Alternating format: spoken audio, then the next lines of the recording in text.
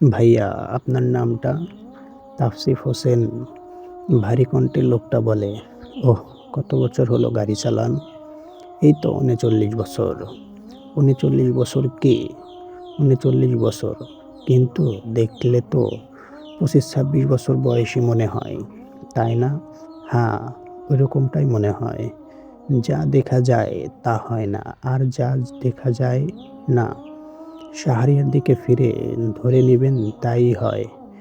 ভারী গলায় কথাগুলো বলেই একটা গভীর হাসি দিয়ে থাকে তাফসিফ। শাহরিয়া আর কিছু বলে না। তারা পাকা রাস্তায় উঠেছে। গাড়ি খুব ধীরে গতিতে চলছে। শাহরিয়া উর্মির লাশটার দিকে তাকায়। গাড়ির নড়াচড়া ফলে উর্মির একটা হাত বের হয়ে গিয়েছিল কাফনের কাপড়ের ভিতর থেকে। শাহরিয়া সেই হাতটা ধরে। হাতটা ঠান্ডা। হাতের একটা আঙ্গুলে পরানো ছিল একটা আংটি। তাদের বিয়ের সময় একে অপরকে পরিয়ে দেওয়া সেই আংটিটি। শাহরিয়া উর্মির হাতটা উল্টো পিঠে একটা চুমু খায়। তার মনে পড়তে থাকে উর্মির সাথে তার কাটানো সেই মুহূর্তগুলো। কত রাগ, অভিমান ভাঙিয়েছে সে উর্মির। কত দুষ্টুমি, মিষ্টি খুনসুটিতে মেতে থাকতো তারা দুজন। উর্মি শাহরিয়াকে জ্বালাতন করতে পছন্দ করত।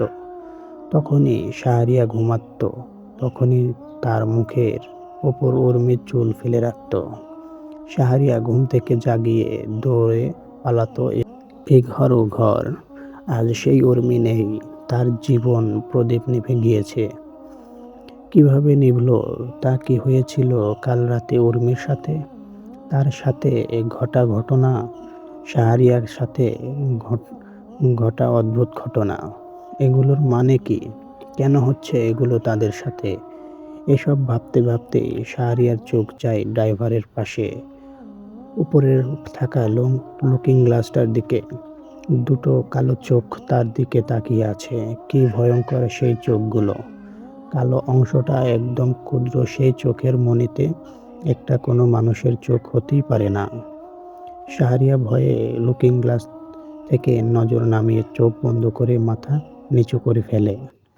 এসব কি হচ্ছে তার সাথে? কেন হচ্ছে?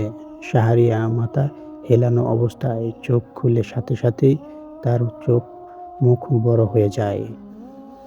একটা কাটা হাত ছিল তার পায়ের কাছেই। তার পা থেকে ৪-৫টা আঙ্গুল দূরে সেই কঞ্চি থেকে কাটা হাতটা। শাহরিয়া সাহস যেন মুহূর্তেই উবে যায়।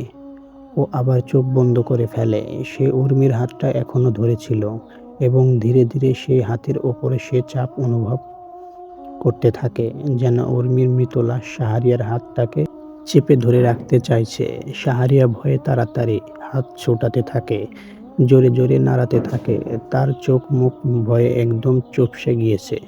সে উর্মির হাত থেকে নিজের হাতটা ছাড়াতে সক্ষম হয় এবং তখনই আবার সে সেই লুকিং গ্লাসটার দিকে আবার দুটো চোখ তাকিয়ে আছে তার দিকে। শাহরিয়া ভয়ে হতে শুরু করে। সে চোখ বন্ধ করে এবং কিছুক্ষণ পর চোখ মিলে সেই ড্রাইভারের লুকিং গ্লাসটার দিকে তাকায়। সে এবারও কিছু নেই। তখনই তার চোখ যায় সামনের গ্লাসে। সে দেখতে পায় তারা এক অচেনা রাস্তা দিয়ে যাচ্ছে। চারপাশে শুকনো বড় বড় বটগাছের ডালপালাগুলো একসাথে হয়ে পথের ওপরে মিলিত হয়ে গেছে। দেখতে যেন এক অন্ধকার গুহার মতো লাগছে। আর সেই দিকেই যাচ্ছে তাদের অ্যাম্বুলেন্সটা।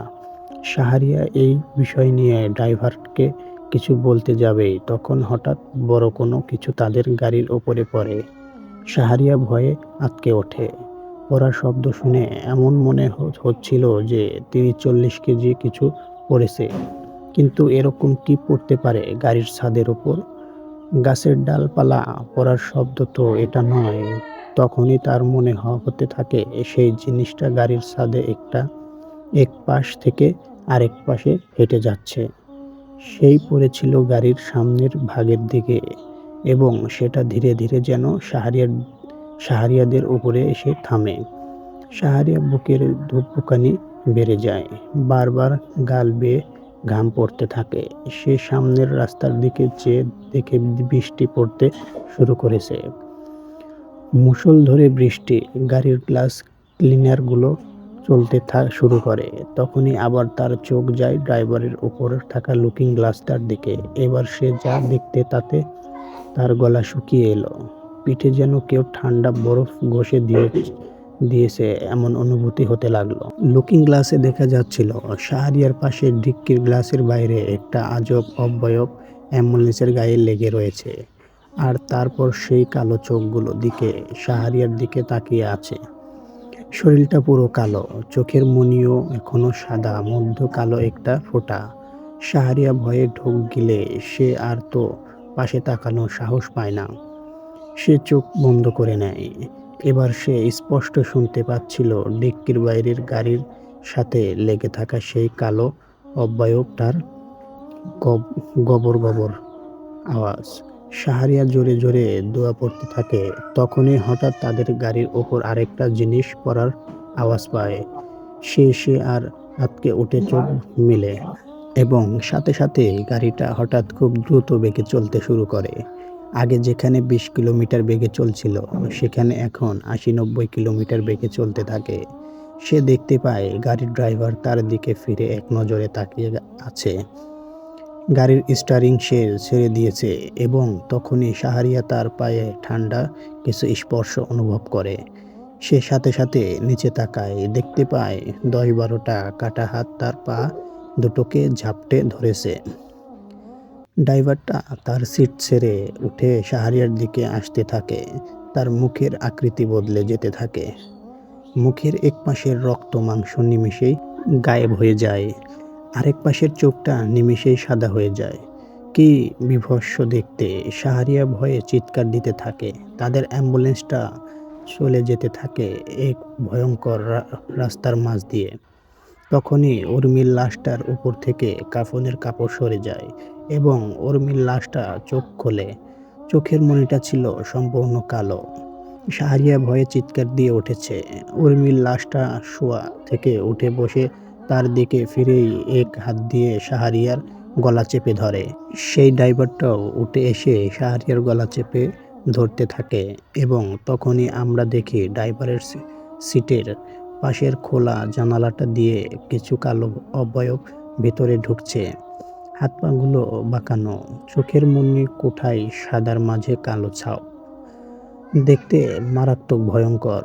সেগুলো এসেও শাহরিয়াকে চেপে ধরতে থাকে। শাহরিয়া নিজেকে ছাড়ানোর আপ্রাণ চেষ্টা করে যাচ্ছে। সব আত্মাগুলো একসাথে এসে তাকে চেপে ধরতে থাকে। অ্যাম্বুলেন্স আরও অনেক জোরে চলতে শুরু করে এবং আমরা দেখতে পাই সেই অ্যাম্বুলেন্সটার সামনে ডি এর পরের অক্ষরগুলো দৃশ্যমান হয় এবং পুরো শব্দটা তখন গিয়ে দাঁড়ায় অ্যাম্বুলেন্স অফ ডেথ। শাহরিয়ার শ্বাস বন্ধ হয়ে আসতে থাকে। সে আর নিঃশ্বাস নিতে পারছিল না। তার চোখগুলো উল্টে যেতে থাকে।